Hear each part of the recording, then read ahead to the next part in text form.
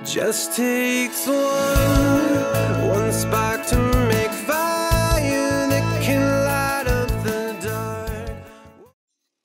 Hey everybody, this is Matthew Paul Hoarder.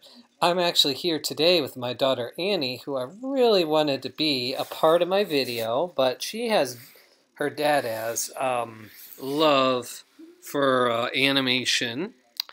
Annie, want to say hello? Say hi.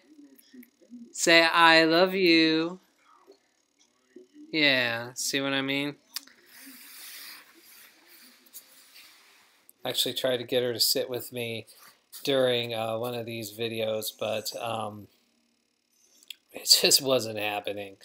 So anyway, I'm watching Annie today because she has the flu and she's recovering from the flu, and I'm feeling really terrible physically. So I'm actually here at home today with Annie while Amanda gets to work. And so, you know, having Annie here made me think of what I want to talk with you guys about next, which is fear. You know, one big fear that I had when I first learned that I had cancer was that Annie was going to grow up having next to no memory of her father. She's not quite 2. She'll be 2 next week.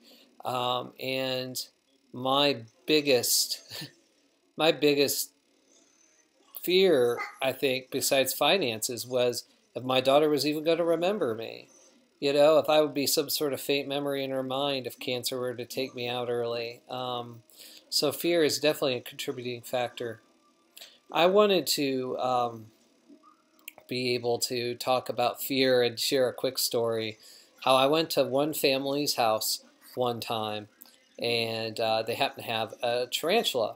And I went to this family's house shortly after I had been diagnosed, like a day or 2 after. And I felt so many things that used to bother me just stopped bothering me. So anyway, I go over to the house, and one of the ladies there had a tarantula crawling around on her leg.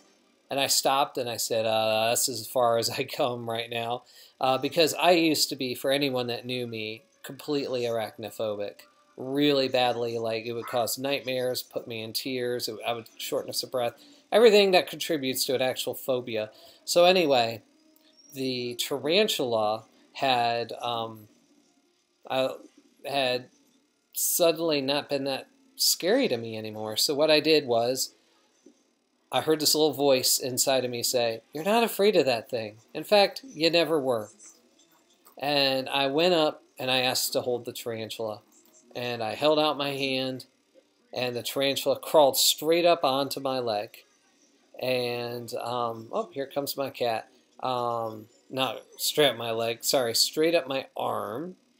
Cat is throwing me off a little bit.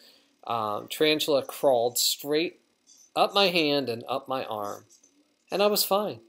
I was fine. I could feel his little claws on the end of his feet, and I was fine. In fact, the lady there at the house said to me, she says, "You need to be careful, hold him over the couch, because if the tarantula fell from a long distance, he would die."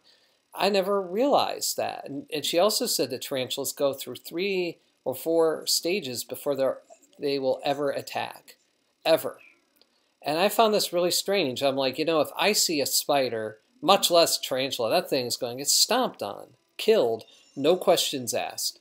And yet, here this tarantula is allowing me to hold him in the palm of my hand and trust me and move along my arm. And it would take 3 or 4 different ways I could threaten him before he would even attempt to bite me. So who's more of a threat, me or the tarantula? And that got me to thinking about fear after I had been diagnosed with cancer. You know, that tarantula is far less of a threat to me than I am to him. And thinking about the cancer, I could think, well, you know, always be in fight mode, but I could be also, I've tended to view cancer as something, hey, you know what? This thing landed in my body. It's trying to live too, just like I'm trying to live. And unfortunately, he's in a hostile environment, and I'm more of a threat to this cancer than the cancer is a threat to me.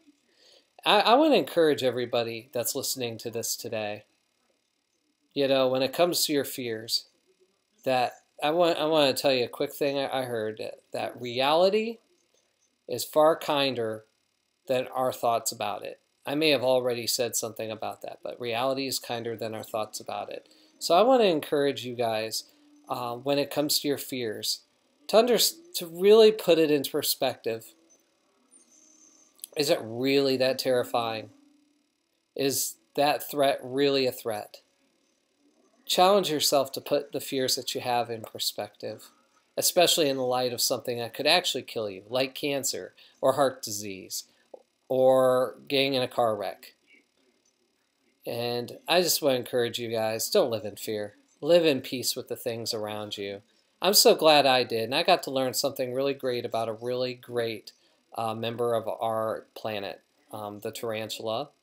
And I wish all you and yours well, and live in peace and health. God bless. Bye-bye.